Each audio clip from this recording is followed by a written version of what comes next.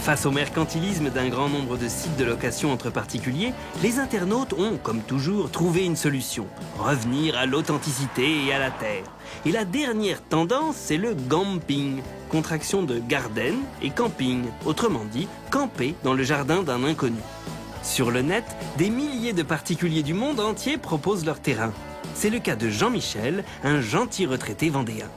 C'était ma sœur qui me demandait, en me disant, ayant une grande surface, pourquoi tu ne fais pas bénéficier des personnes de l'extérieur, vu qu'il était déjà bien arboré. Moi j'ai dit pourquoi pas. Pour 6 € la nuit par personne, soit à peu près 3 fois moins qu'un camping classique, Jean-Michel ouvre ses 7 hectares de terrain à tout le monde. Et depuis qu'il a posté son annonce sur le web, il est submergé de demandes. Ce week-end, Jean-Michel héberge déjà 8 personnes sur son terrain. Tous ont des profils différents. Retraités en vacances, célibataires en week-end, et même cette jeune mère de famille qui vient se ressourcer seule avec son chien. Ça c'est Valérie, c'est une personne qui est déjà venue la semaine dernière. Puis comme à ce plaît-là, elle est revenue encore ce week-end. Bonjour Valérie, ça va? Ça va. Valérie gagne bien sa vie. Elle aurait eu les moyens de se payer un hôtel pour le week-end. Si elle a choisi le camping, ce n'est donc pas seulement parce que c'est bon marché. Moi, j'ai été élevée comme ça. À l'époque, les campings, c'était des campings municipaux et puis basta. Donc, j'ai toujours voulu retrouver cette simplicité. Donc, mes enfants n'ont pas envie de m'accompagner parce que c'est trop peu pour eux. Mais moi j'en mets envie. Ça fait longtemps que j'ai envie de ça.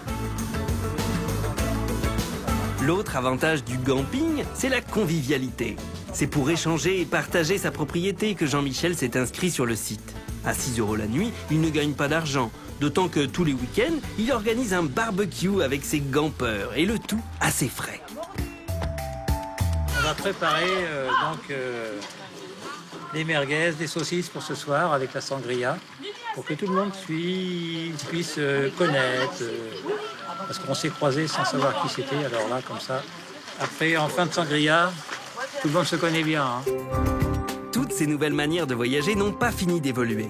Mais elles ont déjà forcé les professionnels de l'industrie hôtelière à se remettre en question et à s'adapter.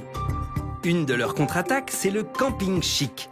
Il reprend certains des codes du collaboratif, un tourisme convivial qui sort des sentiers battus, dans des lieux insolites et proches de la nature, tout en étant luxueux et confortable comme un hôtel. Le concept a déjà un nom, c'est le glamping, pour camping glam.